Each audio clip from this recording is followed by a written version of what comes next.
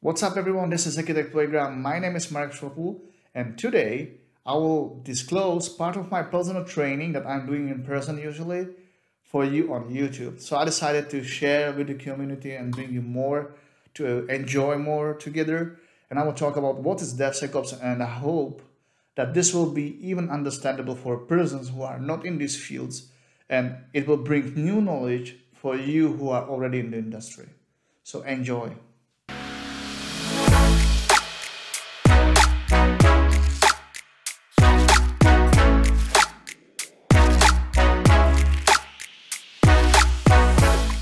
I promise that today it will be a very special episode. It's a final DevSecOps, and I will talk about the things that I'm talking usually on my personal trainings, but I want to share that with you. I just want to share the joy that you can have from learning what is DevSecOps, and today's story is final DevSecOps. I was inspired by Netflix Final Space, and so I hope that you will enjoy it, and let's go to do some deep dive. For those who don't know me, create content for you. I'm a DevSecOps influencer, and I'm a cloud engineer, DevSecOps engineer, security engineer. I'm trying to mix all of these things together. I call it M-shaped skill. And I'm also author of the Ultimate DevSecOps library that you can find on GitHub. I'm also certified in various AWS certifications. I forget here to show you that I have also the new AWS DevOps Pro. I really enjoy that. I recommend that. And it's huge fun to learn these things. I also have some certifications in the security field, and also I'm in the AWS community builders, and newly, as you can see, I'm part of Snyk ambassadors, which is pretty cool. And if you are visiting my channel, you already know that I create content for you. I don't create content for myself, but I'm creating content for someone else. So any questions? I hope that you enjoyed the video, and see you next time. No, just kidding. Let's move forward. It's something else. We'll talk about GitHub DevSecOps survey from 2021. And it's very interesting to see different surveys from the different providers, how people are answering when they're using specific platforms. You see that in your experience, how security role is changing, and you see the answers there. So my role is not changing. It's like the least favorite option, but I'm increasingly part of the cross-functional team focused on security. Cross-functional team means that you can be DevOps engineer, or it means that you can be developer with a security focus. That's something very close to DevSecOps. Or in your organization, which group is primarily responsible for security? This still didn't change, and I found it sad, because security is everyone's responsibility. And in DevSecOps, you really need to combine and bring people together. You need to bring their skills together to embrace the culture aspect of DevSecOps. DevSecOps is methodology and culture aspect. It's not engineer, it's not a role, it's not something that you can buy, it's a culture aspect. And when the security is responsible only for security, I think that this is also messed up. I really believe in building multiple skills, and also, to survive on the job market today, it's not easy. So you really need to embrace on learning different fields, from developer, from the cloud field, from DevOps. All of these things are great. So what changes you have made in the software? And I will say source code management, continuous integration, and continuous delivery. That are the three main things that companies are focusing today. Also the DevOps platform, whenever it means DevOps platform, because platform engineering and SRE, there are other fields that are closely going to with the DevOps and DevSecOps. And also you see that there is a 10% of automated testing. Okay, so Checkmarx report. Checkmarx is a tool for SAST. It means software application static testing, or static application security testing, whenever you will select. And you see the main focuses. Main focuses on API, SAST, and container scanning. And also SCA, which is software composition analysis, which checks the dependencies and scans mainly for the open source vulnerabilities. For that, I recommend tool Snyk. See, Snyk. No, Snyk is really great, and I'll never choose to work with the company as ambassador for the brand that I do not believe. So that's one of my rules. When I like something, I promote only the things that I believe they are good, and I enjoy to work with them. So when you look at the subject matter expertise, how it changes, and what are the focuses. So you see that CI/CD tooling is also the big focus on 2021. I will say also for 2022. Also the integrity checks, What I miss here a little bit is a CI/CD protection and SBOM generation, software bill of materials handling, to understand what you produce and what you consume from the open source perspective. And also, what is the on-demand stuff is a subject matter expertise, soft skills. You see, soft skills are still important. Let's call it human skills, human interaction, a little bit empathy. Learning the human intelligence is super hardcore important, because imagine that you are a really great Linux engineer, but at the same time, you can be jerk. And your job cannot be done well if people don't want to cooperate with you. So that's why soft skills are in the second place. And also advanced programming, AI, ML, whenever these terms are. I don't want to open this topic today, but IoT and blockchain and then other. So for me, the subject matter expertise is the most important part. And now we are looking at the Snyk research from 2021. You see, the securing Kubernetes clusters, how people and how companies are approaching the Kubernetes security. Manual review of the JSON or YAML Helm charts. That's something that Snyk also see that this is the main thing. And also automated configuration reviews. You have many tools for automated configuration reviews. Snyk is one of them. You can have multiple of these. So it's very easy to run. You can have also TIS benchmark. You can have Kyverno for the policy scanning. There are various tools. Also, I think that Checkmarx, they have their own tool which is open source, that you can check in my DevSecOps Ultimate library for scanning the Kubernetes manifests. And also, who is responsible for security from the Snyk research? This is very good, because from the Snyk research, it looks like the developers and security team are very close to each other than operations. And so it looks that we are closer and closer to the DevSecOps. For me, it shows one thing. People who use Snyk, they're closer to the DevSecOps and split responsibility, shared responsibility between devs, security and operations. And I still hope that these teams work together to practice something that are called scaled learning. That means learning from each other, learning each other's skills and growing as a persons. Like a Zerg in StarCraft, you are adapting to the environment to survive. And when I will move forward, so what actually is DevSecOps? That's the question of today. It's a methodology, principles, and the cultural aspect of connecting development, security, and operations together with tooling, approaches, processes, and actually approach between people. That's very important. So I took this DevSecOps cycle from Snyk, and I just extend a little bit of that. So you see that there's a backlog, then some commit, build, deploy, and monitoring. It's an infinite improvement cycle. So it's a continuous improvement. So you need to focus on several areas to make it worth it. On the Git protection, so Git secrets, Git scanning, linters, all of these things, consistent configuration in infrastructure. You need to check your drift in your Terraform. So for example, you need to know what is in the cloud and what you are configuring with Terraform and what is the drift between them. Secrets management, HashiCorp Vault, AWS Secrets Manager, many others. Or Kubernetes secrets, host hardening, or so CI/CD patching. If you are managing your own CI/CD, you need to check CI/CD patching. Or when I was working for SolarWinds, we were working on a very cool thing, which was Tecton CD with the Tecton chains, with assigning all of these jobs and producing in total specification and attestations of all of these jobs to know what exactly is happening in CI/CD. That's pretty cool, and that's one of the best projects that I was working on. And then also automated compliance scans. So when you have some pre-deployment auditing, if you will go back, you need to have some pre-commit hooks. For example, pre-commit hooks with secrets. Then the binary scanning. What are your binaries? They are signed or not. So developers need to shift right and security needs to shift left. And then you need to look at automated compliance scanning. I will not call it compliance scanning, but something like that is super important too. And okay, just to say you a little bit more about the DevSecOps. DevSecOps extends the DevOps philosophy, codifying security objectives as part of the overall goal structure. So I would say that this is a very well written description of the DevSecOps.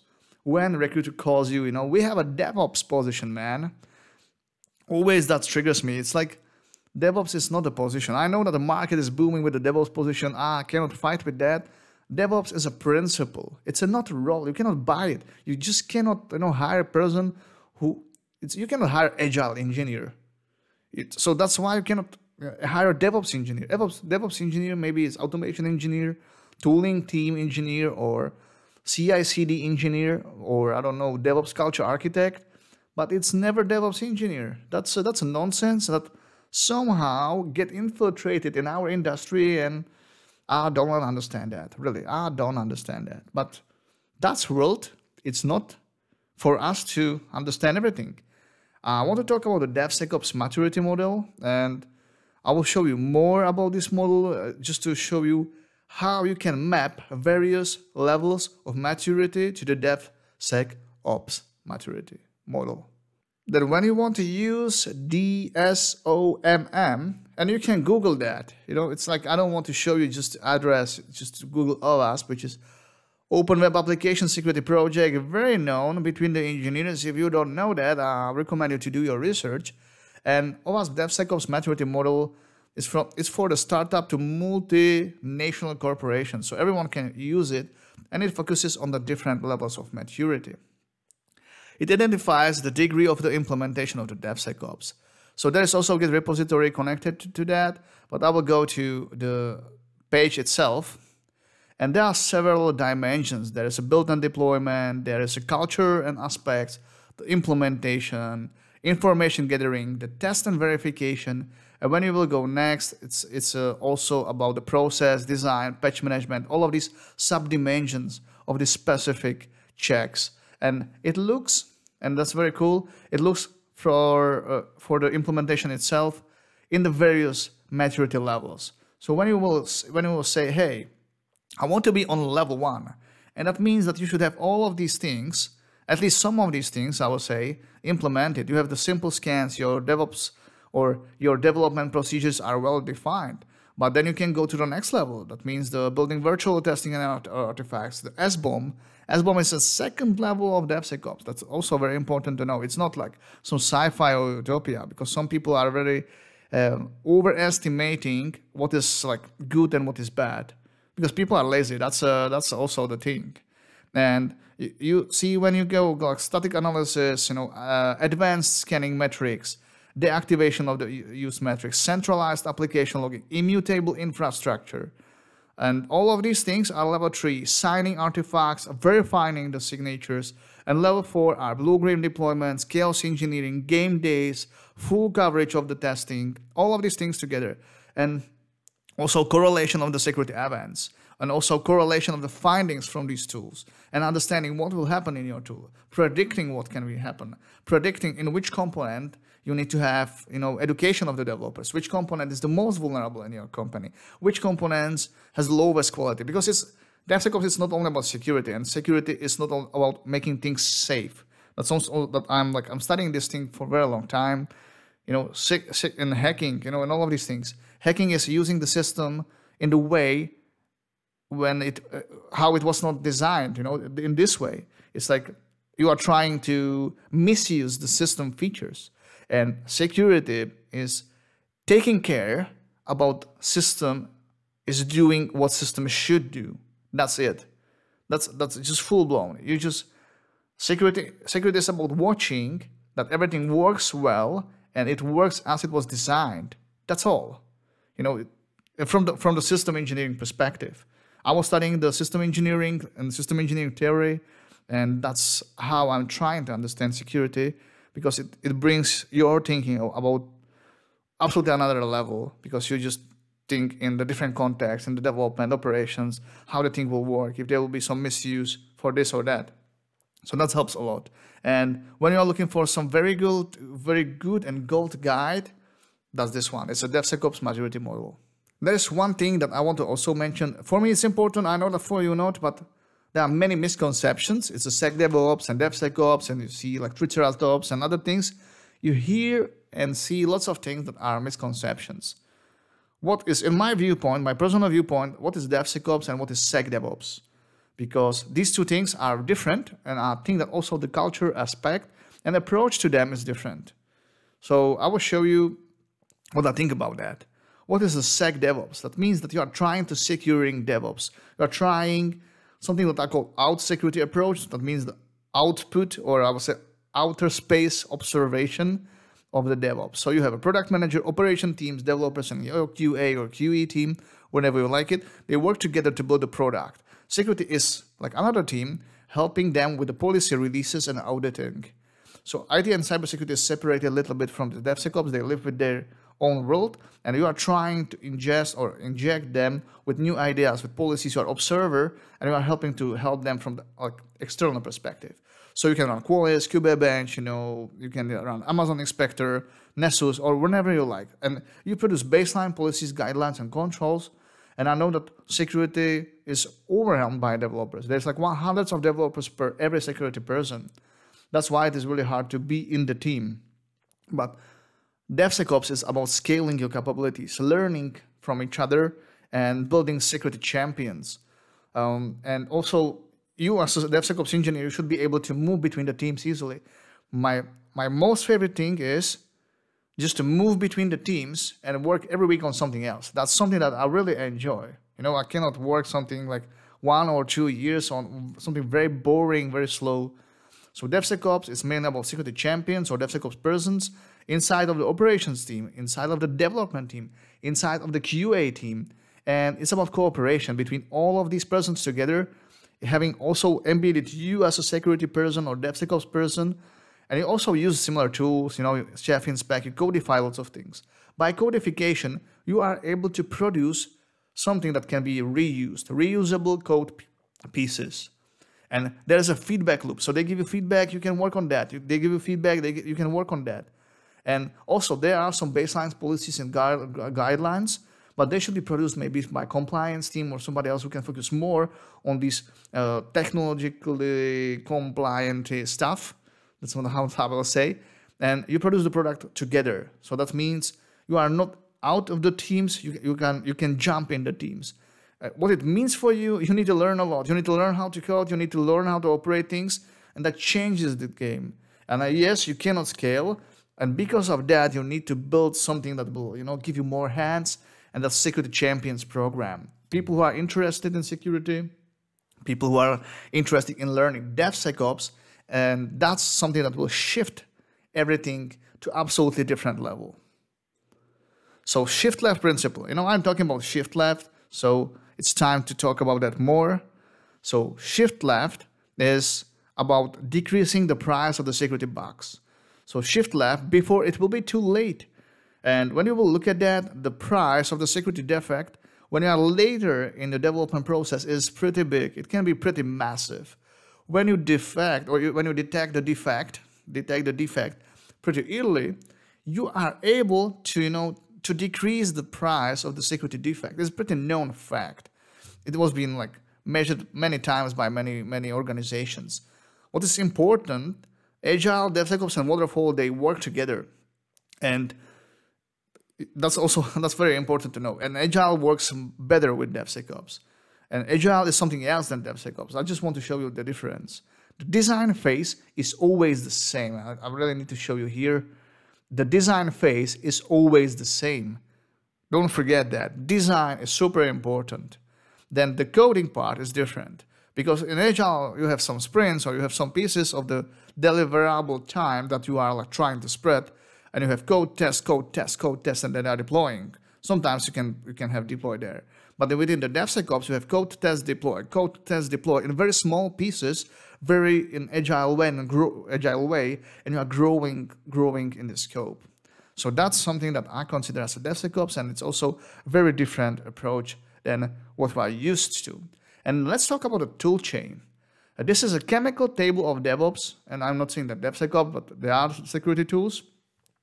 And I've created my own viewpoint on what is DevSecOps with another tool. Some of them are a little bit legacy, but you can see here that there's a Git. It's not visible because there is my ugly face, but you see here there's Atlassian. There are tools for collaboration, continuous integration for security. The blue one like Zap Proxy for Sonatype, Nexus IQ, CyberArk, HashiCorp Vault, Veracode, SonarCube. There should be much more tools than are here. I would say this will be not a chemical table. It will be big database of the tools. That's why I created this Ultimate DevSecOps library, still doing some shameless plug for myself. And you need to work with Puppet, with the configuration management tool, with the serverless tools, with the cooperation tools like a Mattermost or Snyk. All of these things bound together, or they bind together really well. And that's our Helm, you see here Helm, Kubernetes, lots of Kubernetes tools, Docker Enterprise, Red Hat OpenShift, used by a lot of banks and lots of on-prem companies who are trying to utilize Kubernetes awesomeness, if I will call it like that, in on-prem world. So there is a huge scope, it's massive amount of tools, it's splashing, and it's very hard to navigate through that, just to not implement only tools, but pick what is fit to purpose to your organization. And I created this map. There are some tools that are pretty old, so please don't bash me for that. I just want to showcase, how many tools are there for different parts of the DevSecOps. So you have plan, code, test, build, deployment, operation, and monitoring. The deployment and operation, I'll try to merge that because I think that's what we call today DevOps. And if I will forget about planning, there are very cool tools like ThreatSpec or Threat Playbook where you can codify your threat modeling. Another discussion for another day. And I think that you will enjoy it because you can codify your threat models. That's something absolutely out of the sky. It's pretty great. And when you look at the code, there is a Snyk, there's a SecFindBox, the Veraco, the Checkmarx, SonarQube, Bandit, Git secrets for scanning the secrets. So lots of things. So that's Parker for testing, Nessus for vulnerability management, Burp Suite, Rapid7, Acunetics, Thrive, lots of things. Then Circle CI, different build platforms like for pipeline check. In build also you need to have some dependency checks, dependency scans. And for deployment and operation, we have gazillion of tools. I was talking about Gremlin on this channel. I was talking a little bit of Terraform. There are lots of things like Dom9, KubeHunter, lots of like Octarine, Chef Inspect, pretty cool tool. And then for monitoring, you have also lots of new tools. And what I really like are the tools like ThreatFix or ZeroKnowledge because they can merge tools together. They can compare the results. That's beyond imagination. It's maturity level 4. If I will talk about that, it's different than what you are used because you can compare the results from different SAST tools. You can compare the results from the different DAST tools, and you already know that your SAST tool find crossfire scripting and your DAST tool find the same. So you have very high confidence that there is a problem. This is pretty cool, and if you make it serverless, it's even cooler. So that's also for another day. And I took this from the 6 pillars of DevSecOps from Cloud Security Alliance. This is pretty established organization. So CI/CD pipeline for security. When we go from left to right, I'll try to explain all of these things that must happen in your pipeline if you want to practice proper DevSecOps. So there are various triggers and security activities triggered by these triggers. So application feature or design, because when you have design, you can work with that. So there's a threat modeling. Obviously, you can model the threats, you can codify the threats, you can identify specific numbers, you can assign specific numbers to these threats, you can have baselines. All of these things go to the application and feature design. Then when you have pull or clone and commit, there is something very important. Then you run static application security testing and software composition analysis for the open source security. So you run the static code testing on your code base, covering the low-hanging fruits and the relationships between the functions in your code. Then there is a manual code review. Then you can have integrated SAST tools and via IDE plugins, lots of modern frameworks, and also the commercial tools, they have integration for IDE. And then the SAST on your source code repo. So you can practice something called continuous security application scanning. Then the same thing is happening in the build phase. Then when you are packaging the stuff, it can be binary or it can be container and image scan. If it is container, you should run, or you must run, not should, you must run the image scan. Then the stage and the test. Then you run the dynamic application scanning, testing. Dynamic application testing means that it is interaction between the application which is already deployed and you actively communicate with already living application to test the behavior of that. Similar is fuzzing, because fuzzing is generating random or pseudo-random inputs to understand the behavior of the application. Usually it is used for fuzzing the APIs. And the interactive application scanning is a mix between SAST and DAST. So in between, you need to have some inner application tracing or application traceability of the internal calls. You need to have stack traces in real time, and you really need to understand how the application behaves based on the specific inputs. Then when you want to publish your artifact, your container or package to artifact repository, you should sign these packages. You should have private repository where you have your own source of truth. And also, you should have image scanning. Then continuously, if you have artifact repository, you should have continuous artifact repository scanning, which will tell you and notify you if there is like log4j or any new vulnerability, like chasing you and giving you problems with your code. And understanding your packages, your artifacts is super important. Then the infrastructure itself, the system and containers, and vulnerability scanning at all, that should be continuous. And also, what is not mentioned here is SBOM, generation of the SBOM, understanding SBOM, having proper software bill of materials, because some of the tools do not work well. For example, when you generate SBOM, it often gives you MD5 or any other hash function of the library. Some of them are generated only from the name of the library itself, so it's flawed. It doesn't check the content of the library itself, which is crazy because it's going against the idea. I'm the crazy one, or they are the crazy ones. Who sometimes I'm like super crazy from what is happening, because so many tools are not doing what they are telling us that they do. I recommend you always to check what they actually do. And then also the network scanning, the real-time runtime protection, or runtime protection and the self-protection, so-called RASP. Application testing and fuzzing should be continuous. Also, penetration testing, my God, it's like, this is crazy thing. I'm saying that for maybe 10 years, penetration testing do not belong at the end of the product. It's too late. Imagine that somebody will tell you that the architecture of your product is completely wrong, and you cannot change it. So continuous penetration testing is something cool. That's why I like Secure Codebox project, because it offers API over pen testing tools, and you can build your own pen testing continuous platform. That's so good that I cannot be happy more. And you see here the progression from Gary from Final Space. It's like from something that you don't know to something that you really know, with a nice face, shaved, and the guy who you trust. So selective DevSecOps pipeline patterns. And I select one, and this is from AWS blog. I don't like all of these things here because some of them are like flawed. And it's like PHP Stan or Snyk, it's like are not the best examples. But when you look at AWS, for example, because it's my favorite platform, you can have simple notification service about like all the jobs happening there.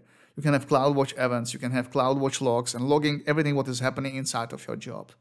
You can use code pipeline when you commit to code commit, which is basically alternative to GitHub, and then you can have code build. In the code build, you will run your SAST and software composition analysis with dependency check. You can use Snyk and PHP Stan, which is crazy that they recommended, but you can have Veracode there, you can have Checkmarx if they are like agent based. So if you can have their own agent or their own Docker container, you can still use it.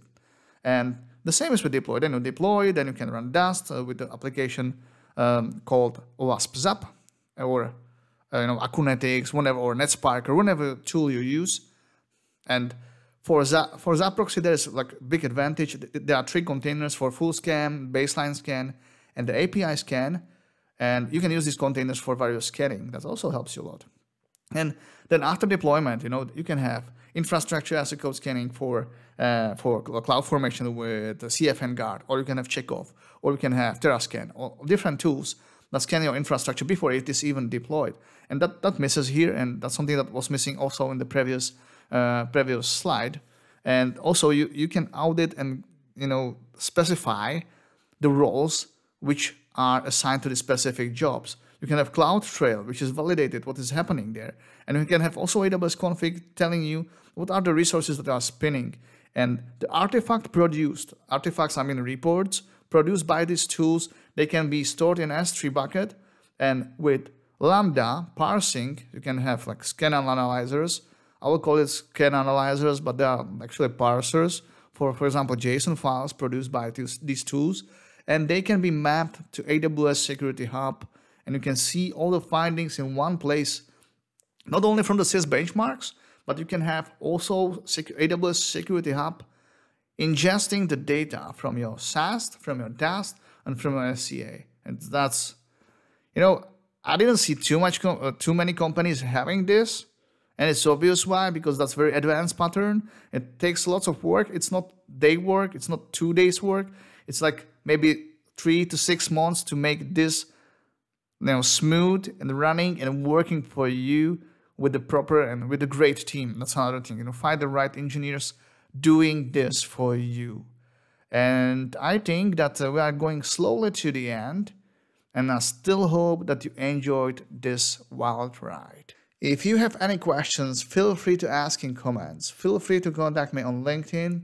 If you reach this position, if you reach this moment in the video and you didn't subscribe, I consider you as a crazy person. Because, you are watching my videos, you are spending time with me, you are listening to my talks, and you are not subscribing. So please subscribe.